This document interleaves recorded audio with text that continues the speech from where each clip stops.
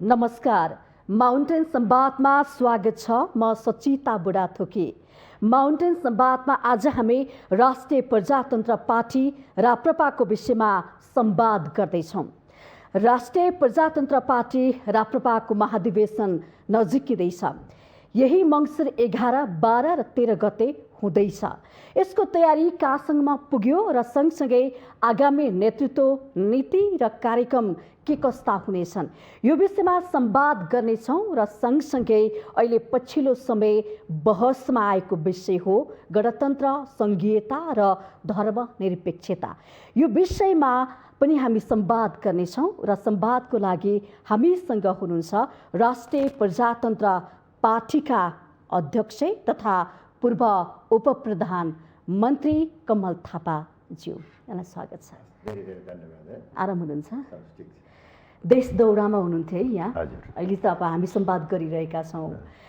तयारी कहाँसम्म पुग्यो महाधिवेशनको? महाधिवेशन यहाँले भन्नुभयो जस्तै मङ्सिर 11, 12, 13 गते काठमाडौँमा हुँदैछ। अब काठमाडौँमा आयोजनाको व्यवस्थापन पक्ष तीव्र गतिमा अघि बढिरहेको छ र जहाँसम्म महाधिवेशनमा प्रतिनिधिहरूको छनौटको व्यवस्था छ, हाम्रो पार्टीमा दुई किसिमको प्रतिनिधित्व हुन्छ महाधिवेशनमा।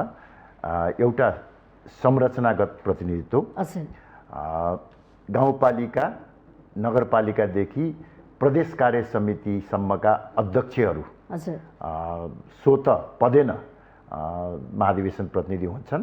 र अर्को यो पार्टीका सक्रिय सदस्यहरूमध्येबाट प्रदेश निर्वाचन क्षेत्रबाट निर्वाचित भएर आउँछन्। र अहिले संरचनागत प्रतिनिधित्वको छनौट समाप्त भइसकेका छ। अब यो सक्रिय सदस्यहरूबाट निर्वाचित हुने प्रतिनिधिहरूको छनौट यही मङ्सिर 3, 4 र 5 गते देशका सम्पूर्ण 330वटै प्रतिनिधि सभा निर्वाचन क्षेत्रमा हुन्छ र करिब 4500देखि 5000 सम्मको प्रतिनिधित्व हुने सम्भावना छ। ठिक छ। यसरी राप्रपा अगाडि बढिरहँदाखेरि राप्रपामा अहिले हेर्ने हो भने 3 जना अध्यक्ष हुनुहुन्छ, स्वामी यहाँ पनि हुनुहुन्छ होइन? अब यही संरचनामा तपाईँहरू अगाडि बढ्ने अथवा एकजना मात्र अध्यक्ष रहने, तपाईँको अनुभवले सहज असहज 3 जना अध्यक्ष हुँदाखेरि कस्तो देखायो? अब वास्तवमा यो दुईवटा पार्टी एकीकरण गर्दाखेरि हामीले समझदारीको आधारमा 3 अध्यक्ष रहने सङ्क्रमणकालीन व्यवस्था गरेका हौँ र पहिले नै हाम्रो समझदारी भइसकेको छ कि महाधिवेशनपछि एकल अध्यक्षको व्यवस्था हुनेछ र त्यही अनुसार विधानमा व्यवस्था गरिएको छ। र महाधिवेशनपछि एकल नेतृत्वको अध्यक्ष रहनेछन्। अब स्वाभाविक रूपले राजनीतिक पार्टी सहमति र समझदारीको आधारमा रहन्छ र प्रमुख नेतृत्वहरूको बिचमा एउटा सामूहिक नेतृत्वको भावना अनुसार पार्टी चल्छ। भनेपछि 3 जना अध्यक्ष रहनु हुँदै त्यो संरचनामा राप्रपा जाँदैन, एकल अध्यक्ष रहने। तपाईँको चाहना के छ? अब आगामी महाधिवेशनमा अध्यक्ष बन्ने चाहना छ कि छैन, के छ? अब वास्तवमा अब अहिलेसम्म मैले सार्वजनिक रूपमा उम्मेदवार हुने घोषणा गरेको छैन र हाम्रो पार्टीमा त्यस किसिमको प्रचलन पनि छैन। पहिले नै उम्मेदवारी घोषणा गर्ने, गुटबन्दी गर्ने, प्रचार प्रसार गर्ने परम्परा हाम्रो पार्टीमा छैन। महाधिवेशन नगिचिएपछि महाधिवेशनमा प्रतिनिधिहरू आउनुहुन्छ र हामी आपसमा सल्लाह गरेर नेतृत्वको चयन गर्दछौँ। र जहाँसम्म मेरो आफ्नो व्यक्तिगत प्रश्न छ, हेर्नुहोस्, अब पार्टी अहिले अत्यन्तै कमजोर अवस्थामा छ। विगतमा हामीबाट केही त्रुटि कमी कमजोरीहरू भएका छन्। ती त्रुटि कमी कमजोरीलाई सच्याएर अब पार्टीलाई फेरि एकपटक हामीले जुरुक्क उठाउनु पर्ने आवश्यकता छ। पार्टीको एजेन्डा र विचार अत्यन्तै सशक्त छ र यदि हामीले एकताबद्ध ढङ्गबाट काम गर्न सक्यौँ भने निकट भविष्यमा नै पार्टीलाई देशको एउटा अग्रणी शक्तिको रूपमा स्थापित गर्न सक्छौँ। र यो क्रममा महाधिवेशनले मेरो आवश्यकता महसुस गर्यो भने त्यो जिम्मेवारी वहन गर्न म तयार छु। र अब महाधिवेशनमा साथीहरुसँग चाहना त हुन्छ नि, भित्री चाहना फेरि पनि म पार्टीमा अध्यक्ष बने भने पार्टीलाई माथि उठाउँछु।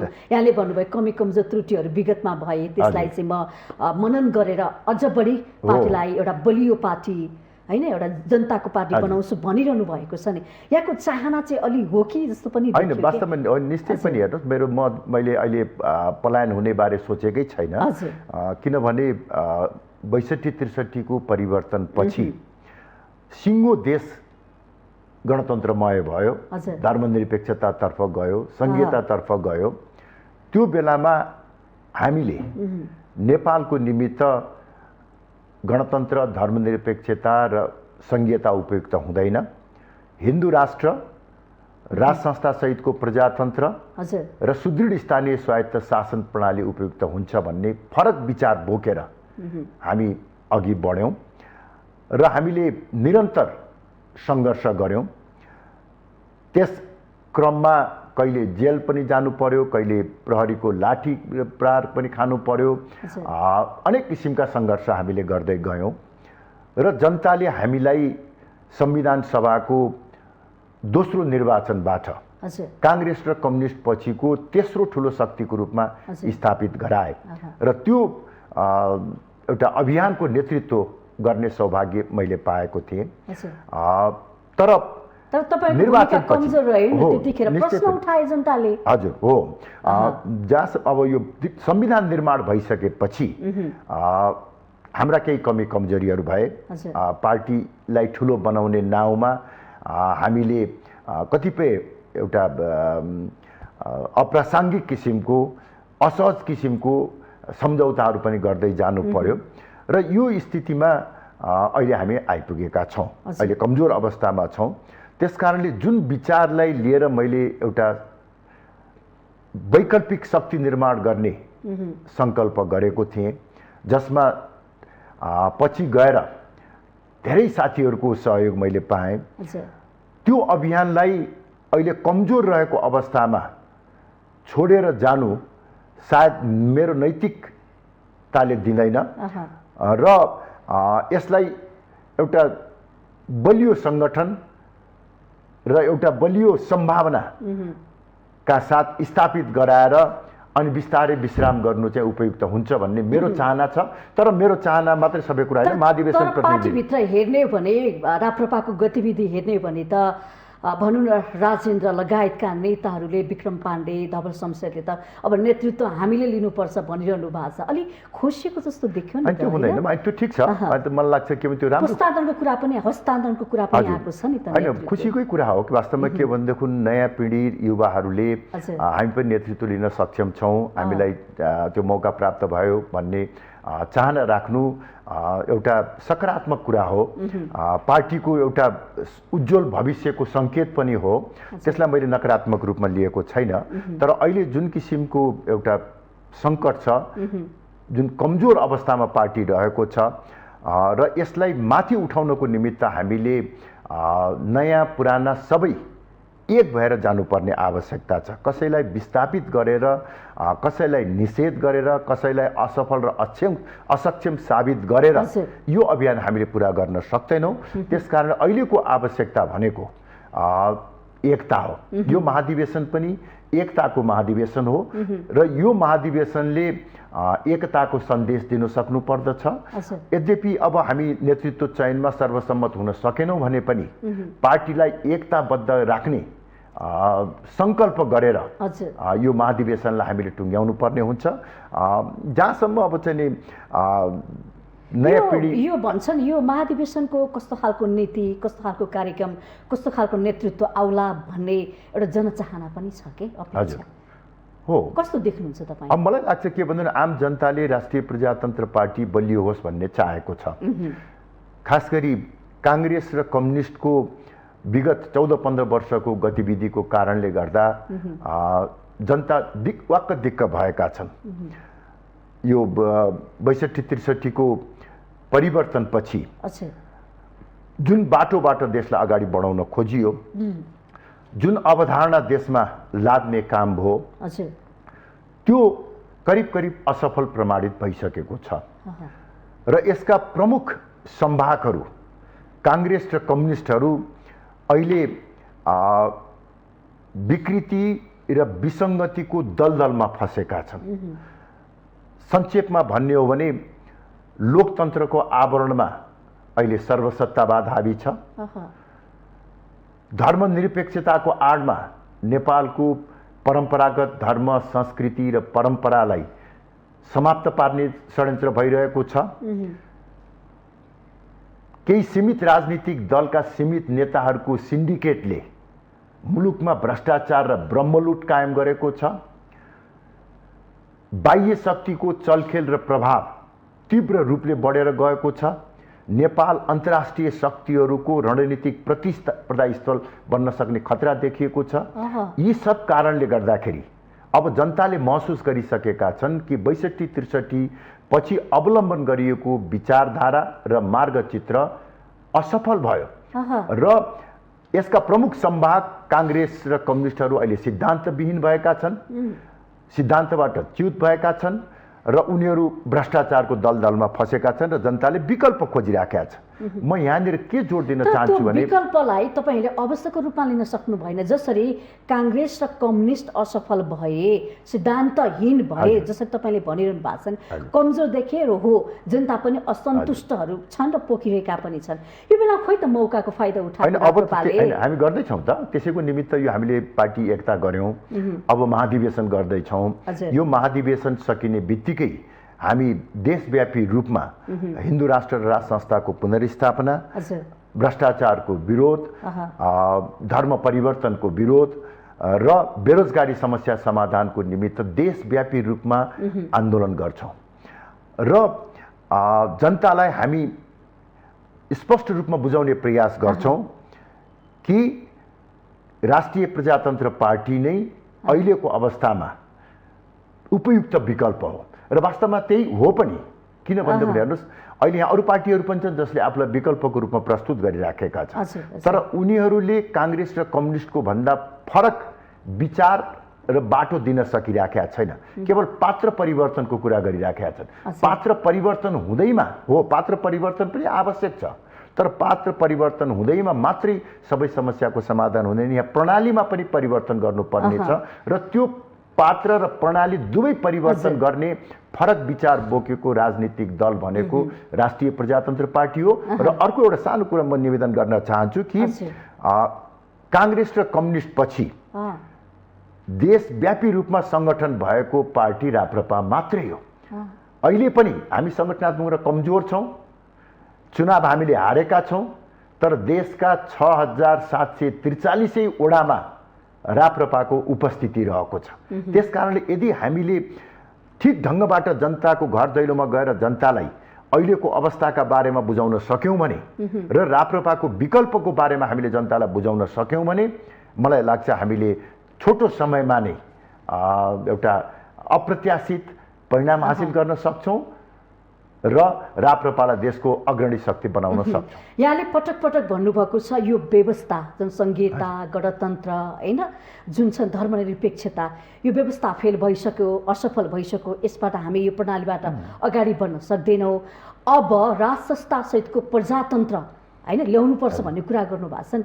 यो व्यवस्थाको व्यस्त भएको होइन र पहिले पनि त भएको थियो नि त। हैन, पहिलेको र अहिलेकोमा फरक छ। हेर्नुस्, सबभन्दा पहिला त हामीले के बुझ्नु पर्दछ भने 62-63 को परिवर्तन कुनै एउटा पक्षले आन्दोलनबाट वा युद्धबाट जितेको अवस्था होइन।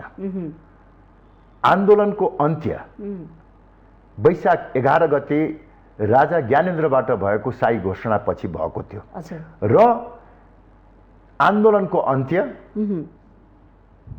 राजा र आन्दोलनकारीहरूका बीचमा सम्झौता भएर टुङ्गिएको थियो।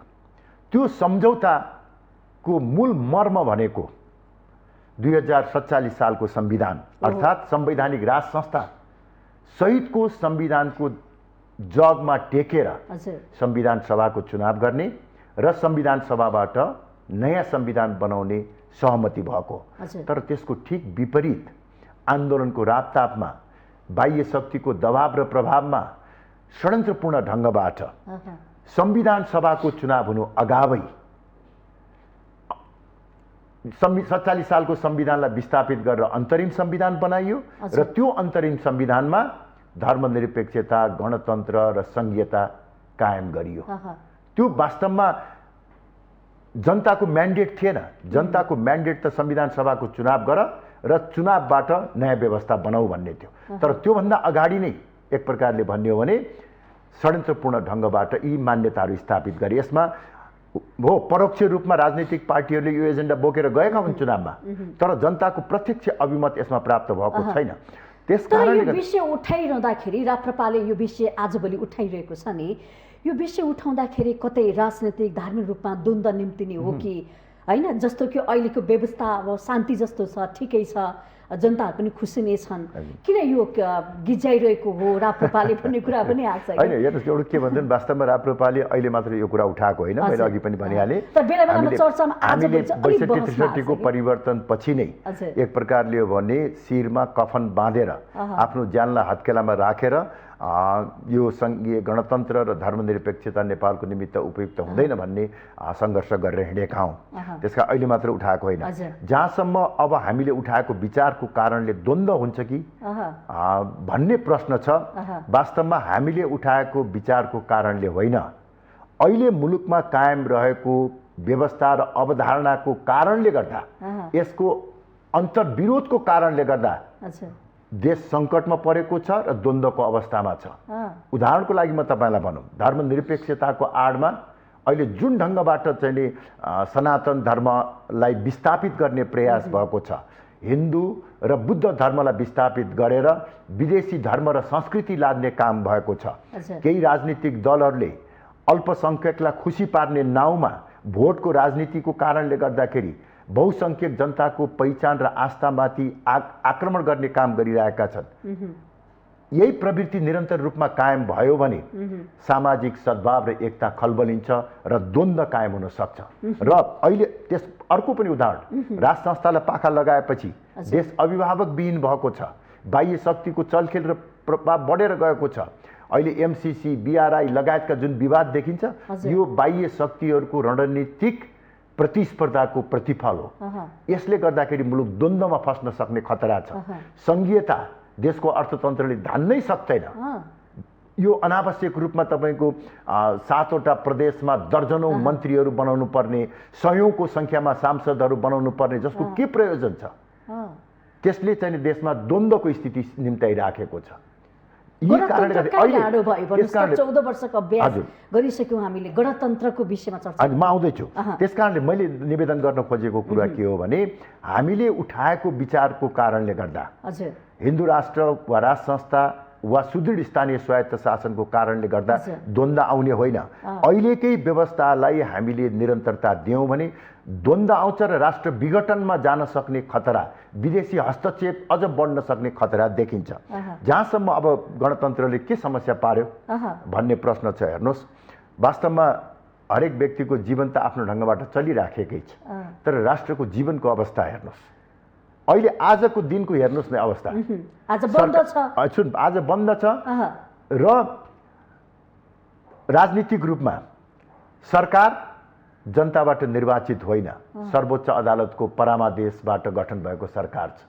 लोकतान्त्रिक प्रणालीमा जनताबाट निर्वाचित होइन, सर्वोच्च अदालतले फलानु व्यक्तिलाई प्रधानमन्त्री नियुक्त गर्नु यति घण्टाभित्र र त्यो व्यक्तिलाई विश्वासको मत पार्टीको व्हिप क्रस गरेर भए पनि आयो भने त्यसलाई नहटाउनु भन्ने आदेश गरेर यो सरकार बनेको छ। व्यवस्थापिका कहिले विघटनमा पर्छ, कहिले पुनर्स्थापित हुन्छ। पुनर्स्थापित भएपछि पनि कुनै बिजनेस दिन सक्दैन। गत 3 महिनादेखि संसद अवरुद्ध रहेको छ भने कार्यपालिकाको, न्यायपालिकाको अहिलेको अवस्था हेर्नुहोस् त। प्रधान न्यायाधीश आफ्नै कार्यको कारणले गर्दाखेरि पदमा बस्ने नैतिकता गुमाइसक्नु भएको छ भने अर्कोतर्फ प्रधान न्यायाधीशलाई हटाउनको निमित्त स्वयं न्यायमूर्तिहरू हडतालमा छन्, वकिलहरू सङ्घर्षमा उत्रेका छन्। न्यायपालिका एक किसिमले भन्ने हो भने निरीह, लाचार भएको छ र आम जनताले न्याय पाइरहेको छ। यो अवस्थाले गर्दा यो अवस्था तपाईँकोले असफल भएन र? भनेपछि यो सबै सङ्कटको समाधान भनेको राज संस्था नै हो? होइन, यो पनि भ्रममा पर्नु हुँदैन। यो पनि भ्रममा पर्नु हुँदैन कि राजा फर्किने बित्तिकै वा राज संस्था फर्किने बित्तिकै जादुको छडीले जस्तो गरेर घुमाएर देशमा शान्ति स्थायित्व सबै चाहिने एउटा नै देश चाहिने राम राज्य हुन्छ, स्वर्ग हुन्छ भन्ने हुँदै होइन, शान्ति प्राप्त हुन्छ भन्ने होइन। वास्तवमा हामीले जुन किसिमको राज संस्थाको परिकल्पना गरेका छौँ त्यो राज संस्थाले देशको शासन गर्ने नै होइन। शासन त आखिर अन्ततगत जनताका प्रतिनिधिहरू, राजनीतिक दल र नेताहरूले नै शासन गर्ने हो। अभिभावकको रूपमा राज संस्था रहने, यो अभिभावकको आवश्यकता किन छ भन्ने त्यसका मुख्य रूपमा दुईटा कारण म भन्छु। हेर्नुहोस्, एउटा कारण नेपालको भू राजनीतिक अवस्था। एकातिर विशाल चीन छ, अर्कोतर्फ विशाल भारत छ। दुवै हाम्रा छिमेकीहरूको नेपालमा चासो र चिन्ता रहन्छ, त्यो स्वाभाविक हो छिमेकीहरूको नाताले। र त्यो चासो र चिन्ता प्राप्तिको निमित्त उनीहरू यहाँ लगानी गर्दछन्, राजनीतिक दलहरूलाई प्रभावमा पार्दछन्, आम सञ्चार माध्यम र नागरिक समाजलाई प्रभाव पार्दछन्। त्यसले एउटा चाहिँ प्रतिस्पर्धाको स्थिति आउँछ र द्वन्द्वको स्थिति आउँछ र त्यसमा भोलिका दिनमा राष्ट्र सङ्कटमा पर्न सक्दछ। त्यो स्थितिमा सम्पूर्ण राष्ट्रलाई एकताको सूत्रमा बाँध्नको निमित्त चुनावी राजनीतिभन्दा माथि उठेको एउटा संस्था आवश्यक पर्छ भनेर हामीले भनेका हौँ। दोस्रो, नेपालको धार्मिक, सामाजिक, सांस्कृतिक परिवेशमा एकताको सूत्र, यो सबैलाई एकतामा आबद्ध गर्ने सूत्रको रूपमा राज संस्था कायम गरौँ। र तेस्रो, अभिभावक हुँदाखेरिको जुन किसिमको एउटा नैतिक दबाब रहन्छ, घरमा बुढा बुढी आमा बाउ भए पनि छोराछोरीहरू आमा बाउ रिसाउँछन् भनेर अनुशासनहीन र अमर्यादित हुन सक्दैन। यसको माने बुढाबुढी नभएको घरमा अनुशासन नै हुँदैन, अमर्यादा हुँदैन भन्न खोजेन, तर त्यो अभिभावकले जुन किसिमको एउटा चाहिँ नैतिक दबाब दिइरहेको हुन्छ, संस्कारको कुरा हुन्छ, संस्कार हुन्छ। त्यस कारणले गर्दाखेरि नेपालमा राज संस्था सहितको प्रजातन्त्र उपयुक्त हुन्छ भन्ने हाम्रो मान्यता हो। केही समय अगाडि प्रधानमन्त्री शेरबहादुर देउवाले पूर्व राजा ज्ञानेन्द्र शाहलाई जनताको मन जितेर आउनुहोस्, चुनाव जितेर आउनुहोस्, किन ख्याङख्याङ गरिरह भनेर पनि भन्नुभएको थियो। त तपाईँहरू सबैलाई भने हो नि त। हजुर, होइन, हेर्नुहोस्, वास्तवमा अब प्रधानमन्त्री शेरबहादुरजीले जुन एउटा यो अप्रासङ्गिक कुराहरू उठाउनु भयो, त्यो उहाँको पदलाई सुहाउने कुरा होइन। पहिलो कुरो त म उहाँलाई के निवेदन गर्न चाहन्छु भने अहिले बिना कारण राजाप्रति आक्रोश व्यक्त गर्नुको सट्टा जनतालाई, देशलाई सुशासन दिनेतर्फ ध्यान दिनुहोस्। यदि उहाँले सुशासन दिनुभयो भने, भ्रष्टाचार मुक्त तुल्याउनु भयो भने, प्रजातन्त्रलाई बलियो बनाउनु भयो भने स्वाभाविक रूपले जनताले राजा खोजिराख्नु पर्दैन। सुशासन दिन नसक्ने, राष्ट्रियता कमजोर बनाउने, प्रजातन्त्रको आवरणमा सर्वसत्तावाद कायम गर्ने, जनतालाई लाचार र निरीह बनाउने, अनि त्यसको निमित्त एउटा राजालाई, राज संस्था जो अहिले नागरिक भएर बसिराखेको छ त्यसलाई आक्रोश व्यक्त गर्नु, यो राजनीतिक इमान्दारिता र नैतिकता होइन। र अर्को कुरा पनि म जोड्न चाहन्छु। उहाँले भन्नुभयो के भन्दै राजा चाहिँ लाई चुप्लाएर बस्नको निमित्त चाहिँ भन्नुभयो। यदि उहाँलाई साँच्चै नै गणतन्त्रप्रति धेरै ठुलो निष्ठा छ र जनताको विश्वास छ भन्ने लाग्छ भने, म त गणतन्त्र मात्र भन्दिनँ, शेरबहादुरजी, प्रचण्डजीलाई पनि म भन्न चाहन्छु, बाबुरामजीलाई पनि म भन्न चाहन्छु, यदि तपाईँहरूले लिएर आएको सङ्घीय गणतन्त्र, धर्मनिरपेक्षता यो जनताको आकाङ्क्षा र चाहना हो भन्ने लाग्छ भने एकपटक यी तीनवटा विषयमा जनमत सङ्ग्रह गराउनुहोस्। जनमत सङ्ग्रहको निर्णय तपाईँहरूको पक्षमा आयो भने हामी पनि स्वीकार गरेर हिँड्छौँ, तर यसले देशलाई फाइदा गर्दैन। तपाईँहरूले जुन ढङ्गबाट ल्याउनु भएको छ यो एक प्रकारले भन्ने हो भने षड्यन्त्र हो। त्यसैले राजाप्रति आक्रोश व्यक्त गर्नु सट्टा सुशासन दिनुहोस्, शान्ति दिनुहोस्, समृद्धि दिनुहोस्, त्यसतर्फ ध्यान केन्द्रित गर्नुहोस्। अदालत लगायत देशमा विभिन्न किसिमका समस्याहरू छन्, त्यो समस्या समाधान गर्ने प्रयास गर्नुपर्छ। जस्तो कि यो कलिलो व्यवस्थामाथि किन प्रहार गरिरहेको तपाईँहरूले खासमा भन्ने हो भने? होइन, हामीले त अहिले प्रहार गरेको होइन नि, हामीले त 62-63 देखि नै यो बाटो ठिक छैन। यो हाम्रो राष्ट्रिय प्रजातन्त्र पार्टी नेपाल, त्यो बेलाको तत्कालीन राप्रपा नेपालको 64 सालको चुनावी घोषणापत्रमा हामीले लेखेका छौँ, यदि धर्मनिरपेक्षता सङ्घीय गणतन्त्रलाई निरन्तर रूपमा अगाडि बढाउने हो भने अन्तत्वगत्वा बाह्य शक्तिको चलखेल र प्रभाव बढ्छ र देश विघटनमा जान सक्ने खतरा हुन्छ। हामीले त्यही बेलामा भनेका हौँ। अहिले आएर हामीले यसलाई यो कलिलो व्यवस्थालाई चुनौती दिन खोज्या होइन। यो त 15 वर्ष त अब त बलियो भएछ, अब पनि कलिलो भन्न पाइन्छ र? 15 वर्षको चाहिँ अब त चाहिँ अवस्थामा पुगिसकेका छ। यो राजनीतिक प्रणालीले 15 वर्षसम्ममा पनि डेलिभरी दिन सक्दैन, जनतालाई चित्त बुझाउन सक्दैन भनेदेखि स्वाभाविक रूपले हामीले त्यसको समीक्षा गर्नु पर्यो। हेर्नुहोस्, र फेरि राप्रपाको जहाँसम्म प्रश्न छ, हेर्नुहोस्, हामीले त विद्रोहको बाटोमा गएका छैनौँ। अहिले हामीले त यही संविधानको परिधिभित्र रहेर संविधानलाई आलोचनात्मक समर्थन गरेर जनताको अभिमतबाट आफ्ना मान्यताहरू स्थापित गर्ने रणनीति अवलम्बन गरेका छौँ। हामी कुनै पार्टीका दुश्मन होइनौँ। हो, उहाँहरूको चाहिँ विचार गणतन्त्रात्मक छ, धर्मनिरपेक्षको पक्षमा हुनुहुन्छ, संघीयताको पक्षमा हुनुहुन्छ। हामी हिन्दू राष्ट्र, राज संस्था र सुदृढ स्थानीय स्वायत्त शासनको पक्षमा छौँ। तर तपाईले यो मुद्दा स्थापित गर्न सक्नु भएन भने आरोप लाग्छ नि त फेरि बेला हो, निश्चय पनि। हेर्नुहोस्, उतार चढाव राजनीतिक पार्टीको जीवनमा हुन्छ। म एउटा कुरा तपाईँको आज यो लोकप्रिय कार्यक्रमबाट म फेरि पनि एउटा चाहिँ आत्मालोचना गर्न चाहन्छु।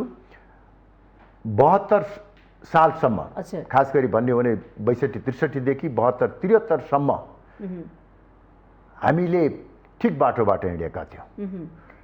73 सालपछि विभिन्न कारणले, जसको बारेमा म चर्चा परिचर्चा गर्न चाहन्न, हामीले केही बाटो बिरायौँ। यसलाई अझ प्रष्ट रूपमा भन्ने हो भने 72-73 सम्म मैले मेरो रोड म्याप अनुसार पार्टीलाई चलाएको थिएँ। पार्टीका साथीहरूको भावना सहयोगमा हाम्रो रोड म्यापबाट हामीले पार्टीलाई अगाडि बढाएका थियौँ। 73 पछि पार्टी ठुलो बनाउने नाउँमा हामीले अनेकौं किसिमका सम्झौताहरू गर्नु पर्यो। विकृति र विसङ्गतिहरूलाई पनि हामीले आत्मसात गर्दै जानु पर्यो, जसको कारणले गर्दाखेरि यो 4-5 वर्षको बीचमा पार्टी गतिहीन भएको छ, पार्टी दिशाहीन भएको छ। यो अवस्थाबाट मुक्त भएर फेरि हामीले जसरी 63 सालदेखि 73 सालसम्म एउटा सङ्घर्षपूर्ण बाटोबाट देशलाई अगाडि बढाएका थियौँ, आफ्नो एजेन्डालाई लिएर गएका थियौँ, अब त्यही बाटोबाट जानुपर्छ। हामी 73 देखि 78 सम्ममा आइपुग्दाखेरि बढी सत्ता केन्द्रित भयौँ, शक्ति केन्द्रित भयौँ। अब आगामी दिनमा हामी सिद्धान्त र जनता केन्द्रित भएर अगाडि बढ्छौँ। यो हाम्रो जनमुखी कार्यक्रम ल्याउन सक्छ राप्रपाले। एउटा फरक विचार बोकेको राजनीतिक पार्टी भएको हुँदा स्वाभाविक रूपले हामीले जनमुखी राष्ट्रमुखी कार्यक्रम लिएर चाहिँ अगाडि बढ्नुपर्छ र बढेका पनि छौँ। तर यो विश्वास त गुमाइसकेको छ नि राप्रपाले, कसरी पाउँछ विश्वास? चुनौती छ नि तपाईहरुलाई। राजनीतिमा उतार चढाव हुन्छ। म एउटा कसरी भेट्न जाने हो हैन, अब हामी वास्तवमा के भने अप्ठ्यारो अवस्थामा छौँ, तर संगठनात्मक रूपमा हामी अहिले पनि देशको सम्पूर्ण चाहिँ वडाहरूमा छौँ। राजनीतिक पार्टीहरूको उतार चढाव हुन्छ। हेर्नुहोस्, भारतमै हेर्ने हो भने कुनै समय थियो भारतीय जनता पार्टीको जम्मा संसदमा 2 सिट मात्र थियो। 453 मा 2 सिट मात्र थियो।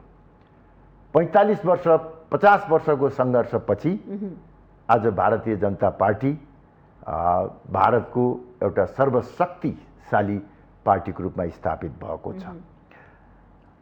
हामीले पनि मैले अघि नै भने 73 सालपछि हामीले लिएको कार्यनीति जनतालाई चित्त बुझेन। हिन्दू राष्ट्र र राज संस्थाको एजेन्डा बोकेको पार्टी पटक पटक जुन सरकार आए पनि त्यो सरकारमा जाने त्यो चरित्र र स्वभावलाई जनताले मन पराएन।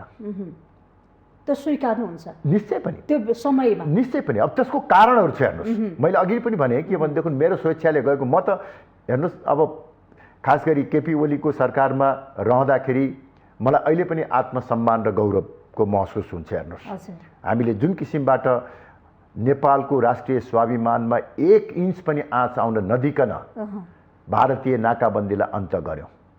चीनसँग रेल, तेल, बिजुली, व्यापार, पारवाहनको सम्बन्धको नयाँ खाका कोर्न सक्यौँ। म आफै त्यो बेलामा उप प्रधानमन्त्री र परराष्ट्र मन्त्री थिएँ। केपी ओलीको चाहिँ सहयोग सद्भावमा हामीले त्यो कुराहरू पुरा अन्तर्राष्ट्रिय रङ्गमञ्चमा सायदै कुनै चाहिँ नेपालको परराष्ट्र मन्त्री वा प्रधानमन्त्रीले त्यति सशक्त ढङ्गबाट नेपालको पक्षमा आफ्नो अडान राखेको होला जुन हामीले युएनको मिटिङ आफ्नो युएनको चाहिँ संयुक्त राष्ट्रसङ्घको बैठकमा हामीले त्यति सशक्त रूपमा राख्यौँ। त्यसकारणले त्यो सरकारमा रहँदाखेरिमा मलाई हिंता बोध छैन, गलत भएको छैन।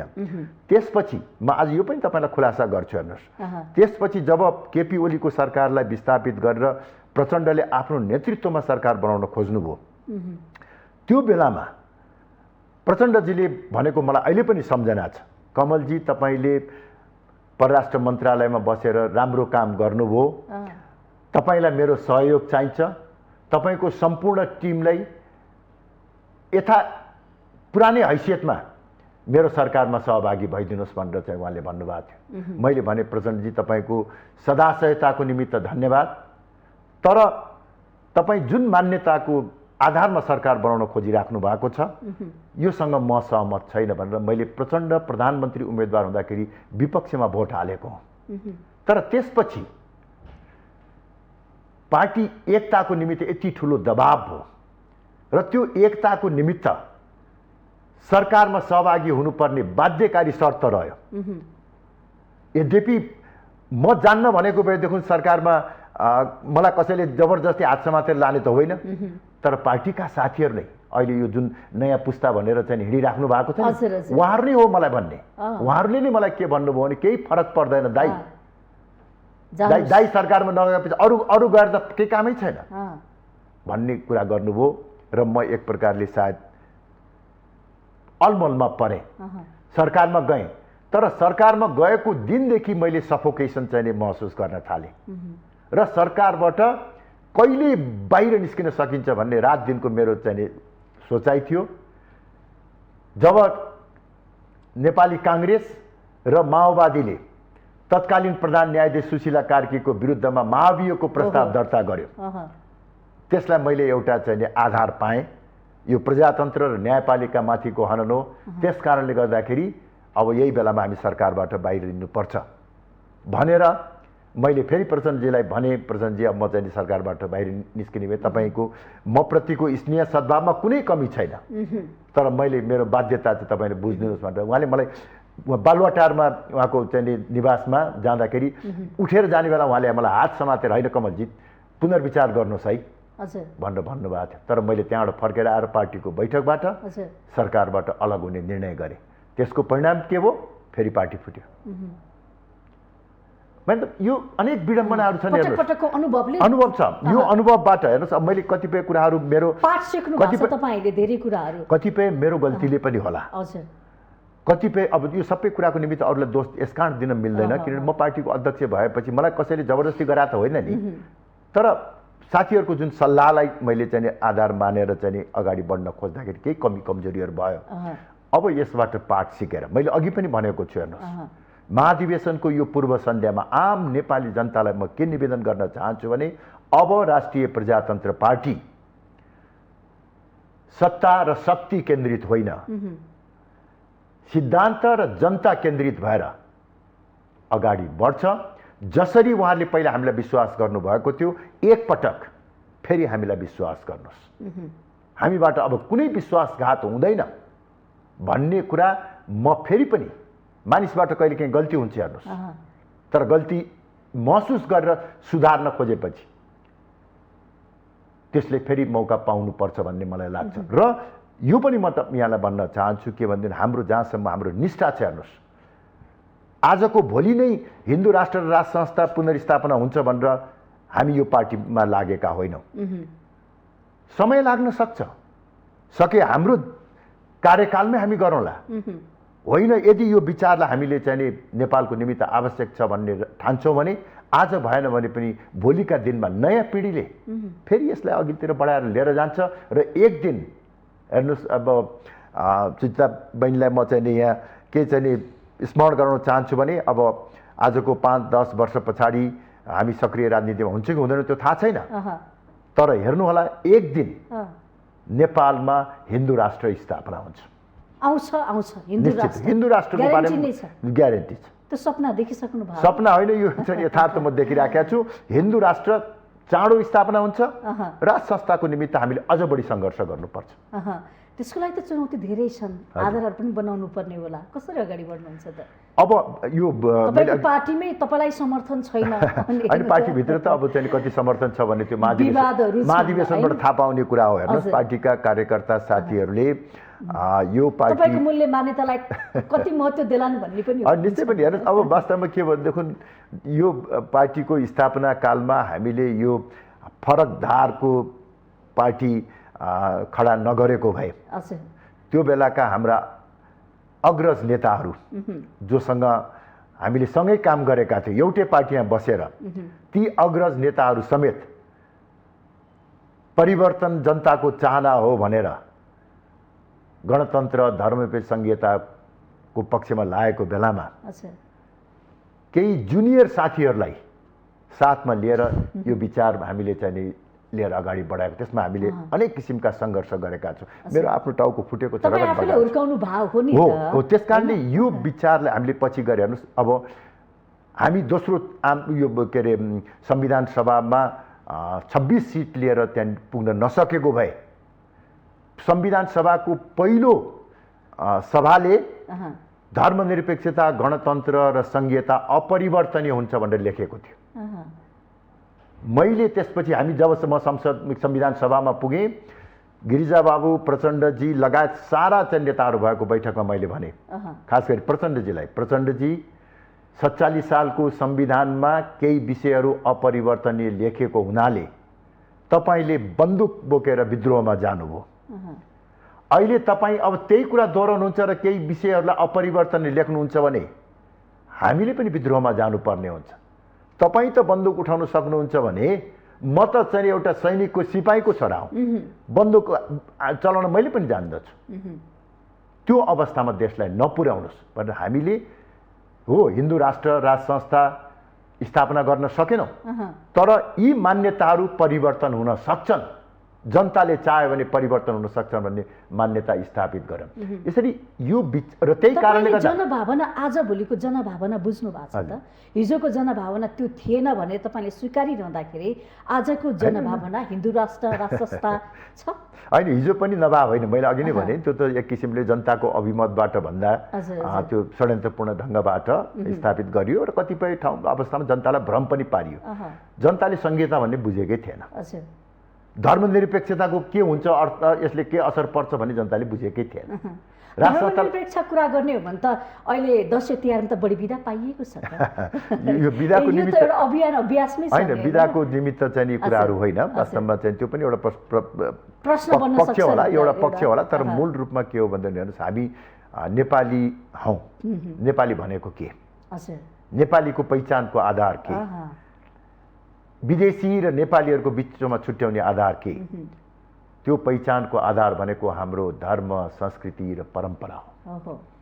यो धर्म संस्कृति, यो धर्म, संस्कृति र परम्परा नष्ट भयो भने हाम्रो पहिचान समाप्त हुन्छ। भूगोल त रहन्छ। आज सिक्किमको पनि भूगोल छ, तर सिक्किम स्वतन्त्र राज्य छैन। कैयौँ यस्ता मुलुकहरू छन् विगतमा भौगोलिक रूपमा कायम रहेको भए तापनि त्यहाँ पहिचान समाप्त भएको छ। त्यस कारणले हामीले त्यो पहिचानको रक्षाको निमित्त हामीले हिन्दू राष्ट्रको कुरा गरे हौँ। हामी कुनै धर्मका विरोधी होइनौँ। सबै धर्मलाई बराबरीको समानता र स्वतन्त्रता हुनुपर्छ। त्यसमा कुनै आपत्ति छैन। विश्वका विकसित मुलुकहरू अमेरिका, बेलायत र युरोपका मुलुकहरू सरह नै नेपालमा पनि धार्मिक स्वतन्त्रता हुनुपर्छ, समानता हुनुपर्छ। तर जसरी विश्वका कैयौँ मुलुकहरूले आफ्नो पहिचानको रूपमा त्यहाँको धर्म र संस्कृतिको रक्षा गरेका छन्, त्यसै गरी पनि हाम्रो मुलुकमा पनि त्यसको रक्षा हुनुपर्छ र संवैधानिक त्यसको ग्यारेन्टी हुनुपर्छ भन्ने कुरा चाहिँ हामीले चाहिँ भन्न खोज्या हौँ। र अघि म तपाईँलाई भन्दै थिएँ, हेर्नुहोस्, त्यसरी एउटा स्थापना कालमा जुन विचार बोकेर हामी अगाडि बढ्यौँ, जुन सङ्घर्ष हामी गर्दै गऱ्यौँ, यो कुरा जनताले पनि देखेका छन्, पार्टीका कार्यकर्ताहरूले पनि देखेका छन्। त्यस कारणले गर्दाखेरि आगामी दिनमा मलाई लाग्छ पार्टीका कार्यकर्ताहरूबाट र जनताबाट पनि हामीले स्नेह र सद्भाव पाउँछौँ, त्यसमा मलाई शङ्का छैन। भनेपछि तपाईँहरूले भनेको व्यवस्था आयो भने चाहिँ सुखी नेपाली, समृद्ध नेपाल बन्छ। हजुर, निश्चय पनि हाम्रो उद्देश्य त त्यही त हो। हजुर, हामीले धार्मिक कुरा गरे पनि, धार्मिक समानता कुरा गरे पनि, स्वतन्त्रताको कुरा गरे तापनि, तर अन्ततः हजुर जनता देशले चाहेको भने त्यही त। हजुर, हामीले भन्ने गरेको चाहिँ सबल र समृद्ध नेपाल, स्ट्रङ एन्ड प्रस्परस, सबल र समृद्ध नेपाल हाम्रो लक्ष्य हो।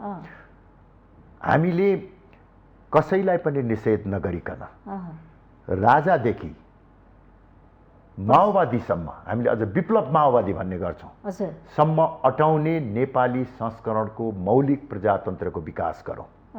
त्यो सम्भव छ। यसै गरी हामीले धार्मिक स्वतन्त्रता र समानता सहितको सनातन धर्म सापेक्ष हिन्दू राष्ट्र राखौँ। हामीले यसलाई संहिता भन्नुहोस् वा जे भन्नुहुन्छ, केन्द्रमा एउटा बलियो सरकार, स्थानीय तहमा अहिलेको भन्दा पनि अझ बढी अधिकार सम्पन्न स्थानीय स्वायत्त शासन कायम गरौँ। बीचको यो प्रदेशको आवश्यकता छैन। यो मान्यता एक प्रकारले भन्ने हो भने अग्रगामी र मध्यमार्गी विचार हो। हाम्रो चाहिँ निरन्तर हामीले मैले भन्दै आइराखेका छौँ। मैले अन्य राजनीतिक दलका नेताहरूलाई पनि भनेको छु, परिवर्तनकारी शक्तिको विचार र परम्परागत शक्तिको विचारको बीचमा सामञ्जस्यता खोजौँ, कसैलाई निषेध नगरौँ। यही नै नेपालको सबै अट्ने व्यवस्था नै नेपालको हितमा हुन्छ, बलियो नेपाल हुन्छ, समृद्ध नेपाल हुन्छ। अन्ततगत त्यहाँ हामी जान्छौँ। त्यसो त चुनाव जित्नु पर्यो। फेरि अहिलेको पछिल्लो समय हेर्ने भने नेकपा एमालेका अध्यक्ष केपी शर्मा ओली र तपाईँको भाषण शैलीहरू अलिक ठ्याक मिलेको जस्तो देखिन्छ। चुनावी तालमेलको के सङ्केत हो? चुनावी तालमेल त अब हुन्छ होला।